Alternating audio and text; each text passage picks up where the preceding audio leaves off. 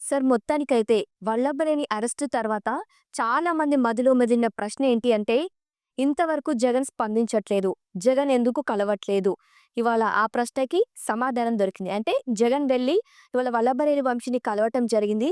కలిసిన అనంతరం మీడియా ముందు కూడా కొన్ని వ్యాఖ్యలు చేసినట్టుగా కూడా మనం చూడొచ్చు. దానికి మీ అభిప్రాయం ఏంటి సార్? ఇది జస్ట్ ఒక వైసీపీ స్ట్రాటజీ మాత్రం. అదంతా తోడు దొంగలు గూడు పుట్టది.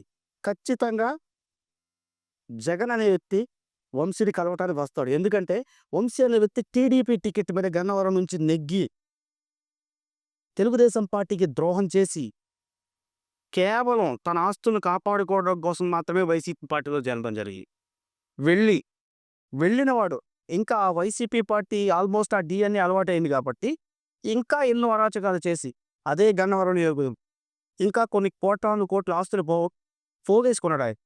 సో ఖచ్చితంగా జగన్ అనే వ్యక్తి వెళ్తాడు, వెళ్ళాడు, కలిశాడు, వచ్చాడు. ఖచ్చితంగా జరిగే విషయమే ఇది. ఇది కేవలం జగన్ వెళ్ళట్లేదు, కలవట్లేదు. ఇదేంటంటే జస్ట్ ఒక స్ట్రాటజీ మాత్రమే. ఓకే. ఏంటంటే జగన్‌లో ఒక ఇది ఉంది. వైసీపీ పార్టీ కమ్మవారిని కమ్మవాడితో తిట్టడం, కాపుల్ని కాపులతో తిట్టించడం, లేదంటే బీసీలని బీసీలతో తిట్టించడం, ఎస్సీలని ఎస్సీలతో తిట్టించడం. ఇప్పుడు ఎవరైతే ఇంతకుముందు ఎవరెవరైతే తిట్టడం జరిగిందో, చేయడం జరిగిందో, మరి ఏ రెడ్డిలతోటి కూడా రెడ్డిలు తిట్టించలేదు అది. ఏ రెడ్డిలతోటి కూడా రెడ్డిలు తిట్టించడం కూడా చేయలేదు. ఓకే.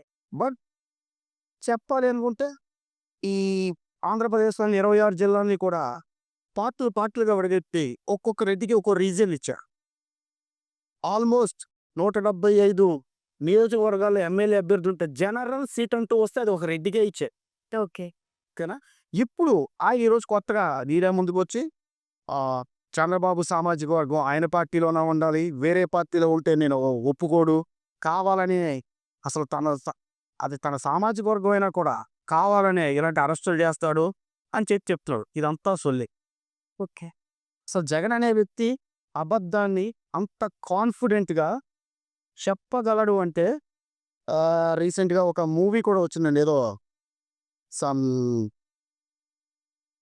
'అల వైకుంఠపురంలో' ఒక మూవీ ఉంటుంది. అందులో అల్లు అర్జున్ గారు మాట మీరు కొన్ని వర్గాలు ఇన్స్పిరేషన్ సార్ అని చెప్పి షేక్ హ్యాండ్ ఇస్తాడు ఒక వ్యక్తికి.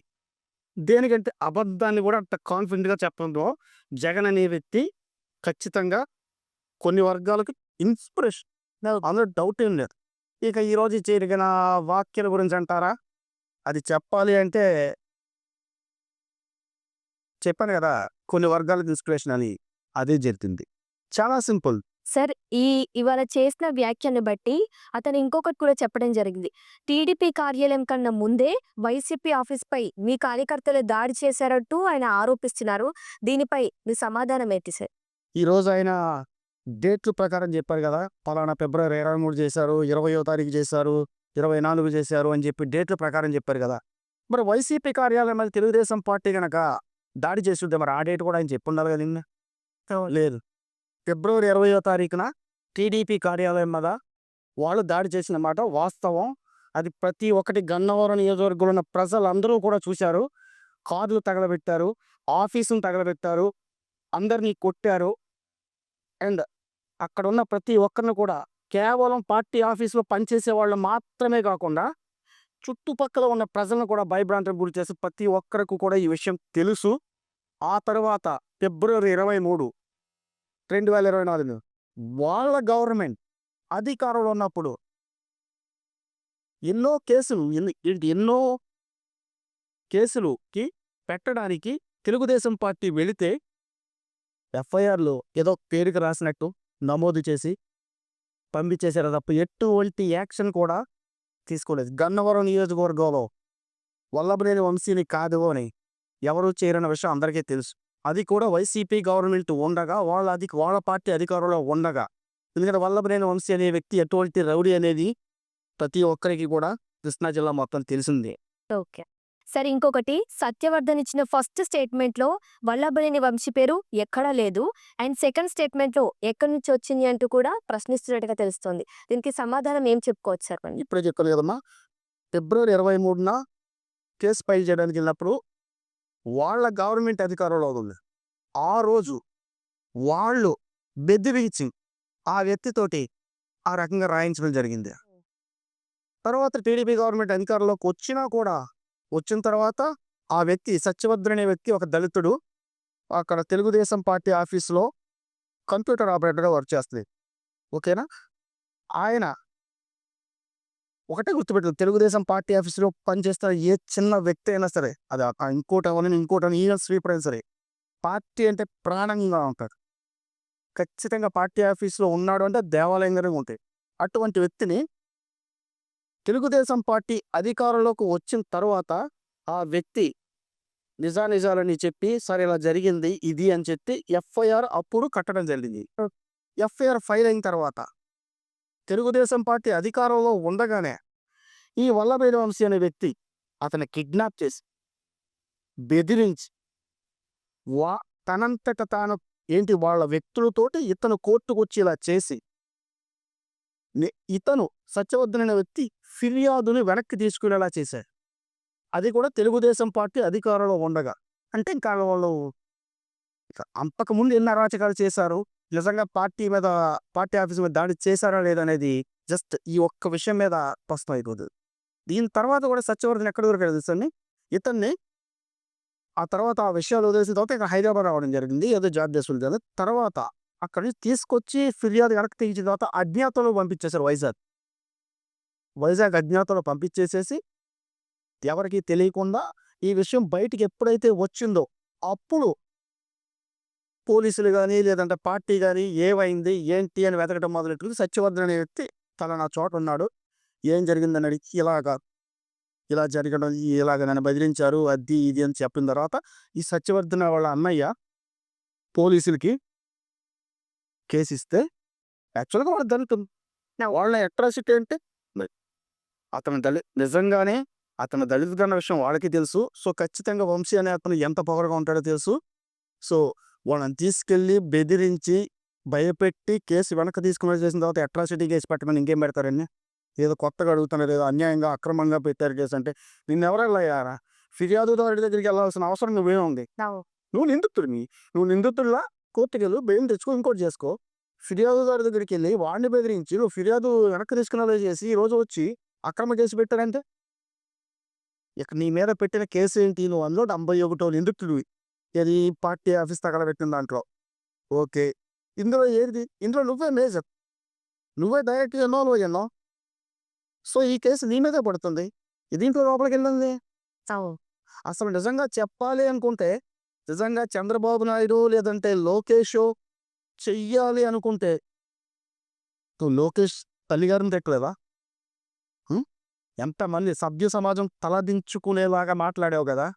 అయ్యన్నీ మనసులో పెట్టుకుంటే ఈ కేసే పెట్టాలా? ఇప్పుడుకొచ్చి 8 నెలలు అధికారంలో ఉన్నాం. 8 నెలలు అసలు వచ్చిన మూడో రోజు మూసేయొచ్చు కదా! ఏదో కేసు పెట్టి. ఇదే కేసు పెట్టాల్సిన అవసరం లేదు. ఇది మీరు అక్రమ కేసని ఏమనకు. సక్రమమైన కేసులోనే ఈరోజు ఆయన రిమాండ్‌లో ఉన్నాడు. No doubt. కొన్ని సందర్భాల్లో చంద్రబాబు నాయుడు గారి భార్య కూడా కంటతడి పెట్టినట్టుగా కూడా మనకు తెలిసిందే. ఖచ్చితంగా ఇంట్లో ఆడాలని రాజకీయాల్లోకి లాగి ఎటువంటి సంబంధం లేని వ్యక్తుల్ని ఈరోజు నీకు చెప్పాలంటే అసలు భువనేశ్వర్ గారు గురించి చెప్పాలి. ఎన్టీఆర్ ట్రస్ట్‌ని వాళ్ళ నాన్నగారి పేరు మీద పెట్టిన ఎన్టీఆర్ ట్రస్ట్‌ని ఆవిడ నడిపే విధానం ఏ రకంగా ఉంటుందంటే ఎంతోమంది పార్టీని నమ్ముకుని ఇలాంటి రిక్షా పార్టీలు ఉంటాయి కదండీ! వైసీపీ అని అంతకుముందు కొన్ని పార్టీలు ఉన్నాయి. ఈ పార్టీలన్నీ తెలుగుదేశం పార్టీ కార్యకర్తలను చంపడం, నడి రోడ్డు మీద గొంతులు పోయటం ఎన్నో జరిగినాయి. ఇటువంటి కుటుంబాలని ఆదుకోవడం కోసమని లేదా వీళ్ళకనే కాకుండా ప్రజల కోసమని ఒక ఎన్టీఆర్ ట్రస్ట్ అని పెట్టి దాని ద్వారా బ్లడ్ డొనేషన్ అని లేదంటే వేరే వేరే హెల్ప్ అని లేదంటే చదువులని ముఖ్యంగా చదువు తెలుగుదేశం పార్టీలో ఉన్న కార్యకర్తలు వాళ్ళ కుటుంబ భారాన్ని ఖచ్చితంగా కుటుంబ పెద్ద లేడు అని తెలిస్తే, సార్ మేము కష్టాల్లో ఉన్నామని తెలిస్తే ఆ పిల్లలకి డిగ్రీలు, పీజీల వరకు కూడా ఈ రోజు వరకు ఎన్టీఆర్ ట్రస్ట్ చదివిస్తోంది. తెలుగుదేశం పార్టీ ఎన్టీఆర్ ట్రస్ట్ ఆధ్వర్యంలో చదివిస్తోంది. పెంచి పెద్ద చేస్తోంది. అలా అయిన వాళ్ళు చాలామంది ఉన్నారు. ఏ రోజు కూడా తెలుగుదేశం పార్టీ తన కార్యకర్తలు వదులుకోవటమో, తన నాయకులు వదులుకోవటమో, ఇంకోటో చేయదు. ఇలాగ వల్లభనేని వంశీ లాంటోడు ఏంటి తన డబ్బుకో లేదా ఇంకో దానికో ఆశపడి కన్నతల్లి లాంటి పార్టీని నమ్మక ద్రోహం చేసి వేరే పార్టీలోకెళ్ళి అటువంటిది అన్నగారు ఇది తెలుగుదేశం పార్టీ సాక్షాత్తు అన్నగారు పెట్టినటువంటి ఆవిడ ఆయన కూతురునే అసభ్య పదజాలంతో అది ఇక మాటలు చెప్పలేమండి. అటువంటి మాటలు మాట్లాడి ఉమ్, స్వ- నిజంగా చెయ్యాలి అనుకుంటే లోకేషే కానీ లేదంటే చంద్రబాబు గారే కానీ చెయ్యాలి అనుకుంటే ఈ రోజుకి 4 రోజులు అయింది ఆయన లోపలికి వేసి వైసీపీ స్ట్రాటజీతోటే వర్క్ చెయ్యాలి అనుకుంటే వాళ్ళు చాలా డిఫరెంట్ ఉంటుందండి వైసీపీ స్ట్రాటజీ. ఇప్పుడు ఒక మర్డర్ జరిగిందనుకోండి, దానికి చైన్ లింక్ ఉంటుంది. ఆ చైన్ లింక్ ఒక్క చోట చైన్ తెంపేస్తారు. చాలా సింపుల్ వాళ్ళ స్ట్రాటజీ. మీకు బెస్ట్ ఎగ్జాంపుల్ చెప్పాలనుకుంటే అసలు వాళ్ళ తండ్రి గారు రాజశేఖర రెడ్డి గారు చేసిన బొద్దు సీను, పరిటాల రవి ఎక్కడ, బొద్దు సీన్ ఎక్కడ, ఆ బొద్దు సీనుని చంపిన ఓం ప్రకాష్ ఎక్కడ, వాడికి అలా ఎవరికి సంబంధం లేకుండా ఒక చైన్ తీసుకొచ్చి ఆ చైన్ దగ్గర అక్కడ ఆపేస్తాం. చివరికి ఎవరు నిందితులు అనే విషయం తెలియదు. అంతే. చివరికి బాధితుడు ఎవరంటే తెలుగుదేశం పార్టీ వాడు. అవును. ఇది స్ట్రాటజీ అంటే వాళ్ళ స్ట్రాటజీనే వైసీపీ అలాగే రన్ చేస్తుంది. ఈవెన్ ఇప్పటికి చెప్పాలన్నా ఇక వాళ్ళ అరాచకానికి చెప్పలేదు. ఇంకొకటి సార్, ఇప్పుడు ఎంతో మంది ఆంధ్రులు మొదటి నుంచి కూడా అసలు రెడ్ బుక్ రాజ్యాంగం ఎప్పుడు వస్తుంది, అది అమల్లోకి వస్తుందా, అసలు రెడ్ బుక్ ఏం చేయబోతుందని చాలా మంది ఎన్నో ప్రశ్నలు వేశారు. ఫైనల్ గా ఇప్పుడు వల్లభనేని వంశీ అరెస్ట్ తో రెడ్ బుక్ ఓపెన్ అయింది అనుకోవచ్చా? రెడ్ బుక్ రాజ్యాంగం అమల్లోకి వచ్చిందని అనుకోవచ్చంటారా దీంతో? యాక్చువల్గా రెడ్ బుక్ అనేది లేదమ్మా. యాక్చువల్గా okay, Nara Lokesh red book అనేది ప్రకటించాడు, ఒప్పుకుంటాం. అందులో ఎవరైతే తెలుగుదేశం పార్టీని కానీ తెలుగుదేశం పార్టీ కార్యకర్తలని నాయకులని హింసిస్తున్నారో వాళ్ళని చట్టపరంగా వాళ్ళ పేర్లు మేము రాసుకొని చట్టపరంగా శిక్షిస్తాము అన్నాడు ఆయన. వారు ప్రతి ఒక్క పేరు అధికారులే కానివ్వండి, వేరే నాయకులు కానివ్వండి, ఇంకేమైనా ఎమ్మెల్యే ఎంపీ ఎవరైనా సరే మేము చట్ట ప్రకారం శిక్షిస్తాం అన్నాడు. అది రెడ్ బుక్ అన్నారు ఆయన. సో నిజంగా రెడ్ బుక్ రాజ్యాంగం నడుస్తుంది అని అనుకుంటే ముందుగా ఆనందపడేది ఆంధ్రప్రదేశ్ ప్రజలు, తెలుగుదేశం పార్టీ కార్యకర్తలు. కేవలం ఒక వల్లభనేని వంశీ లోపలేసినంత మాత్రం రెడ్ బుక్ అయిపోయినట్టు కాదు. అసలు అసలు చెప్పాలి అంటే మెయిన్ అసలు వైఎస్ జగన్, అసలు వాళ్ళ సొంత తమ్ముడు మన వైఎస్ అవినాష్, అలా ఇంకా చెప్పాలనుకుంటే వాళ్ళు చేసిన అరాచకాలన్నీ అంతా ఇంత కదు. పెద్దిరెడ్డి ఓ పెర్ని నాని కూడా నెక్స్ట్ లిస్ట్ లో ఉన్నాడు అంటున్నారు. ఆల్రెడీ చెట్లు పెరుందని ఆల్రెడీ బియ్యం విషయంలో దొరకడం జరిగింది. ఆయన బెయిల్ మీద ఉన్నారు. నిజంగా రెడ్ బుక్ అమల్లో ఉంటే ఆ బెయిల్ రాకుండా వాళ్ళు ఆపుతారు కదా. సరే, ఇంకొకటి పెర్ని నానికి సంబంధించి రేషన్ బియ్యం మాఫియా అనేది రెడ్ బుక్ లిస్ట్ నుంచి వచ్చిన పేరైనా అంత ముందే వచ్చింది అనుకోవచ్చు. రెడ్ బుక్ అనేది ఎవరైతే ప్రజలను ఇబ్బంది పెడుతున్నారో, కార్యకర్తలు ఇబ్బంది పెడుతున్నారో, కావాలని ఇబ్బంది పెడుతున్నారో వాళ్ళ పేర్లు మేము రాసుకుని చట్ట ప్రకారం శిక్షిస్తా ఉన్నాం. కానీ పేర్ని నాని అనే వ్యక్తి ఆల్రెడీ టన్నుల బియ్యం వాళ్ళ దాకా మాయం చేసుకుని ప్రజల సొమ్ము తినేసిన వ్యక్తి. సో ఆయన రెడ్ బుక్లో ఎందుకు వస్తాడని? రెడ్ బుక్లోకి రాడు. మమ్మల్ని ఇబ్బంది పెట్టినోడు ఎవరు? తెలుగుదేశం పార్టీ కార్యకర్తలు కానీ లేదంటే ప్రజలను కానీ చట్టానికి అనుగుణంగా కాకుండా చట్టానికి పక్కన పెట్టి కావాలని వ్యతిరేకించి కావాలని ఇబ్బంది పెట్టిన వాళ్ళని మాత్రమే రెడ్ బుక్ రాజ్యాంగం చూసుకుంటుంది. అంతే తప్ప ఆల్రెడీ అతని చట్టానికి దొరికాడు. నెక్స్ట్ ఆటోమేటిక్గా ఆయన కూడా పేరు నాని వాళ్ళ వైఫ్ ఇద్దరు లోపలికి వెళ్తారు. చాలా సింపుల్గా ప్రస్తుతానికి అయితే వాళ్ళ మేనేజర్ మీద గింటేసి వాళ్ళ సైడ్ అయ్యారు. నెక్స్ట్ ఎవరైతే ఉన్నారో పౌర సరఫరాల శాఖ మంత్రిగా పేర్ని నాని ముందు కొడాలి నాని కూడా వర్క్ చేయడం జరిగింది. ఆయన కూడా లోపలికి వెళ్తారు. ఇన్ కేస్ ఎవరైతే తెలుగుదేశం పార్టీ కార్యకర్తలను ఇబ్బంది పెట్టి, పార్టీని ఇబ్బంది పెట్టి, ప్రజలను ఇబ్బంది పెట్టి చట్టానికి దొరకకుండా ఉన్నారో వాళ్ళని కనుక అక్రమ కేసులు అరెస్ట్ చేస్తే అప్పుడు మీరు అన్నట్టు రెడ్ బుక్ రాజ్యాంగం నడుస్తున్నాయి. ఓకే. ఇవాళ జగన్ చేసిన వ్యాఖ్యలో ఒకటి వింటే అసలు ఆయనకి ఏం తెలుసో ఏం తెలియక మాట్లాడుతున్నారో కూడా అర్థం అవ్వట్లేదు. తనకంటే చంద్రబాబు నాయుడు కంటే అందంగా ఉన్నారని చెప్పేసి వల్లభనేని వంశీని అరెస్ట్ చేశారా అంటూ ఓ ప్రశ్న లేవనెత్తినట్టుగా తెలుస్తుంది. దాన్ని ఏ విధంగా చూడొచ్చంటారు అసలు మనం? అది ఆ క్వశ్చన్ అడిగేటప్పుడనే మీడియా ముందు ఎంతో మంది మీడియా సోదరుల ముందు ఆ జగన్ ఆ వాక్యం మాట్లాడేటప్పుడు జగన్ వెనకాల ఉన్న కొంతమంది చాలా మంది నవ్వు ఆపుకోలేకపోయారు. అసలు ఆ వీడియో చూస్తే వాళ్ళే నవ్వు ఆపుకోలేకపోయారు. అలాంటి హాస్యాస్పదమైన క్వశ్చన్ అది. ఇప్పుడు తనకంటే అందంగా ఉన్నాడని, జగన్ కంటే అందంగా ఉన్నాడని చంద్రబాబు, లోకేష్ కావాలని వంశీ లోపలేయించారన్నాడు. నెక్స్ట్ ఏమన్నాడు, నెక్స్ట్ అవినాష్ ఎళ్తాడు లోపలికి. నెక్స్ట్ పేరు నాని మామూలు అందగాడు కాదు. అందరికీ తెలిసిన విషయమే. నెక్స్ట్ కొడాలి నాని అంట. ఇక ఆయన నమిలే గుట్కాలు ఎవరికీ తెలియని విషయం కాదు. సో, ఇది ఎలా అంటే మరి ఆ రోజు చంద్రబాబు గారిని అన్ని రోజులు జైలు పాలు చేశారు కదా! ఆ జైలు పాలు చేసినప్పుడు మరి చంద్రబాబు గారు ఆ రోజు వైఎస్ జగన్ కన్నా అందంగా ఉన్నారని చెప్పి లోపలేసారా? లేదంటే అచ్చెన్నాయుడు గారు మహా అందగాడు, బాహుబలి కాబట్టి భయమేసి లోపలేసారా?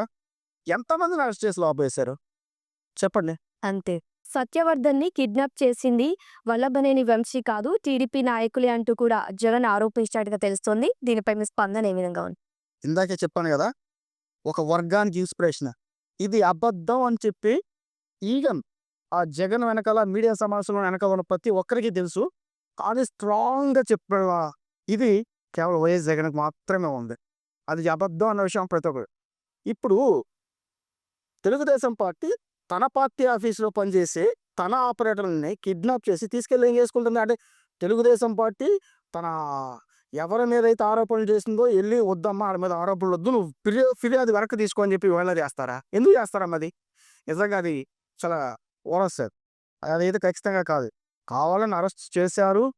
డైరెక్ట్ వాళ్ళ తమ్ముడే చెప్తున్నాడు గదా! మా మా అన్నయ్యని తీసుకెళ్లారు. వాళ్ళు బెదిరించారు. కావాలని కోర్టుకు తీసుకెళ్ళి అక్కడ వాళ్ళ పక్కన ఉండి జడ్జి ముందు ఫిర్యాదుదారుడితోటి తీయించి కేసు వాపస్ తీయించుకుని అక్కడి నుంచి రావడం జరిగింది. ఆ తర్వాత ఆ వ్యక్తిని మళ్ళీ వైజాగ్ దాకా పంపిస్తున్నారు. క్లియర్‌గా చెప్తున్నారు కదమ్మా!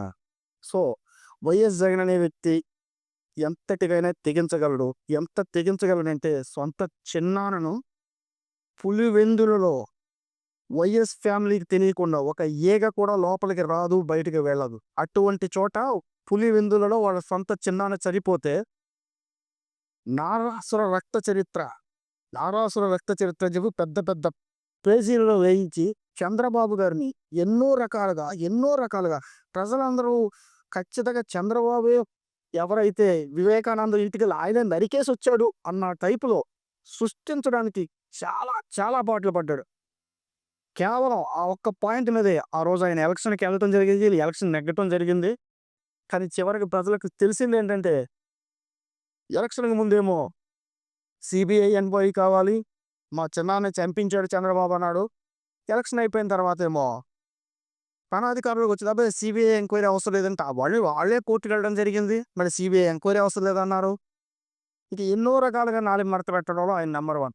అందులోనూ సీబీఐ ఎంక్వైరీలో ఖచ్చితంగా అవినాషే చేశాడు అని చెప్పి ఆయన అరెస్ట్ చేయడానికి కడప వరకు వస్తే, ఇదే అవినాష్ ఎళ్లి ఈడి నాకు ఒంట్లో బాలేదని చెప్పి హాస్పిటల్‌లో పడుకొని బయట తన తన గూండాలతోటి ఒక్క సీబీఐ ఆఫీస్‌కి కూడా లోపలికి వెళ్ళనివ్వకుండా, అరెస్ట్ కాకుండా కాపాడుకొని తనంతట వాళ్ళ తమ్ముడిని కూడా కాపాడడం జరిగింది. ఆ రోజు నిజంగా సీబీఐ అరెస్ట్ చేసి వాళ్ళు అధికారంలో ఉన్నారు. వైసీపీ అధికారంలో ఉంది. సీబీఐ తన తమ్ముడిని అరెస్ట్ చేయించి, తన సత్యత ఏదైతే ఉందో నిరూపించుకోవాలిగా ప్రజల ముందు. మరి ఎందుకు చేయలేకపోయాడు? ఫైనల్‌గా ఇవాళ చేసిన అన్ని వ్యాఖ్యలు చూస్తే ఈవెన్ పోలీస్ వాళ్ళు కూడా కావాలని ఇప్పుడు చంద్రబాబు నాయుడు అధికారంలో ఉన్నాడు కాబట్టి ఆయనకు ఊడిగం చేస్తున్నారు అన్నట్టుగా జగన్ వ్యాఖ్యలున్నాయి. అసలు దీన్ని ఏ విధంగా చూడొచ్చంటారు? మళ్ళీ వాళ్ళు అధికారంలోకి వచ్చినప్పుడు వీళ్ళందరి పని పడతానట్టు వార్నింగ్స్ కూడా ఇచ్చారు. పంటలు ఊడదీస్తానని చెప్పాడు. నిజంగా చెప్పాలనుకుంటే వైఎస్ జగన్ ఒక ముఖ్యమంత్రిగా, మాజీ ముఖ్యమంత్రి, ఒక ముఖ్యమంత్రిగా పనిచేసి ఈ రకంగా పోలీసుల మీద వ్యాఖ్యలు చేయడం జరిగింది. నిజంగా ఇటువంటి వ్యాఖ్యలు తెలుగుదేశం పార్టీలో వైఎస్ జగన్ అధికారం ఉన్నప్పుడు కొంతమంది తెలుగుదేశం పార్టీ నాయకులు చేస్తే, కొంతమంది పోలీసు అధికారుల సంఘం అధ్యక్షుడు అనుకుంటూ ఒక ఆయన వచ్చి మీడియా సమావేశం పెట్టి మీడియా ముందు మీసాలు కూడా తిప్పాడండి. అవన్నీ కూడా తెలుగుదేశం పార్టీ అర్థం చేసుకుంది. ఇవాళ తెలుగుదేశం పార్టీ అధికారంలో ఉంది. వైఎస్ జగన్ వచ్చి పోలీసులు బట్టలు ఊడదీస్తా, గుడ్డలు ఊడదీస్తా అని చెప్పి ఇన్ని రకాల మాటలు మాట. ఈ ఒక్క విషయంలో ఆయన లోపల ఇచ్చాడు పోలీసు. యాక్చువల్‌గా వెయ్యాలనుకుంటే ఈ ఒక్క విషయంలో ఆయన లోపలే ఇచ్చాడు. ఒక 24 గంటలు బెయిలబుల్ కేసే లోపలే ఇచ్చు. పోలీసులు పడతాను అన్నందుకు. అది కూడా ప్రజల ముందు అవును. మీడియా ముఖంగానే చెప్పారు. చెప్పారు కాబట్టి. కానీ తెలుగుదేశం పార్టీ అనుకుని ఉంటే అదే రోజు సాయంత్రానికి అదే పోలీస్ అధికారుల సంఘాల అధ్యక్షులతోటి, పోలీసులతోటి కావాలని మీడియా సమావేశం పెట్టించి జగన్‌ని తిట్టించొచ్చు.